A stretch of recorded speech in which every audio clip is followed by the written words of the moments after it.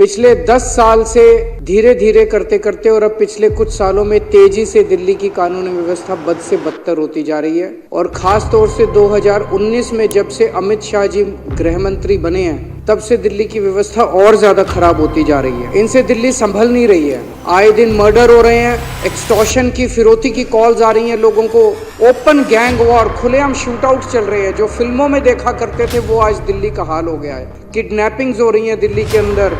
Greater Kailash में 13 सितंबर को 10:30 बजे रात को एक जिम ओनर नादिर शाह, उसको कथित तौर पे लॉरेंस बिश्नोई के एसोसिएट्स ने गोली मार के उसकी सरेआम सड़क के ऊपर हत्या कर दी। 20 सितंबर को ही ग्रेटर कैलाश में एक म्यूजिक कंपोजर था अमन बत्रा, उसको एक लॉरेंस बिश्नोई के ही कथित तौर पे एक एसोसिएट की कॉल आई 5 करोड़ रुपए फिरौती डिमांड करते हुए। 30 सितंबर को वसंत विहार में real estate developer gets a WhatsApp call from a man claiming to be US based gangster and Lawrence Bishnoi associate Goldy Brar, और 2 करोड़ रुपए की फिरौती मांगी जाती है उस रियल एस्टेट डेवलपर से। और ये लॉरेंस बिश्नोई कौन है? अमित शाह जी को बताना पड़ेगा कि लॉरेंस बिश्नोई को क्या भारतीय जनता पार्टी ने खुलेआम संरक्षण दे रखा है।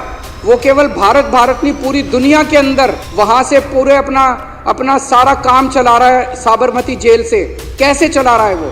उसको क्या क्या सुविधाएं दी जा रही है साबरमती की जेल के अंदर? दिल्ली के अंदर वो कर रहा है, कनाडा के अंदर कर रहा है, अमेरिका के अंदर कर रहा है, पूरी दुनिया के अंदर वो अपना कारोबार चला रहा है। कैसे चला रहा है वो? नांगलोई में एक दुकान वाले हैं रोशन लाल जी, उन्होंने 8 बजे सवेरे दुकान खोली और 9:15 बजे 2 मोटरसाइकिल पे सवार आए और उनकी दुकान के ऊपर उन्होंने अंधाधुंध गोलियां फायरिंग करनी चालू कर दी। मैं उनसे मिलने के लिए गया परसों, इन्होंने बीजेपी वालों ने मेरे को वहां जाने नहीं दिया।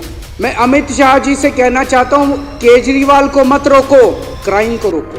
और ये उनके घर के कुछ, अमित शाह जी के घर के चंद किलोमीटर के दायरे में हो रहा है, 20 से 30 किलोमीटर के दायरे के अंदर हो रहा है। गोविंदपुरी में 23 नवंबर को पुलिस कांस्टेबल किरण पाल, 28 साल का किरण पाल था, उसकी चाकू गोद के हत्या कर दी गई अमित शाह जी के घर से 13 किलोमीटर की दूरी पे। एक ग्रेटर कैलाश का एक व्यापारी है, उसने बताया उनका पुश्तैनी धंधा था, बाप दादा परदादा का धंधा था। इतनी फिरौती की कॉल्स आई, बंद कर दिया उन्होंने धंधा। एनसीआरबी का डेटा है, पिछले 1 साल के अंदर किडनैपिंग की घटनाएं 40% बढ़ गई हैं दिल्ली के अंदर, और फिरौती और वसूली की घटनाएं 55% बढ़ गई हैं दिल्ली के अंदर। 11 गैंग सक्रिय हैं।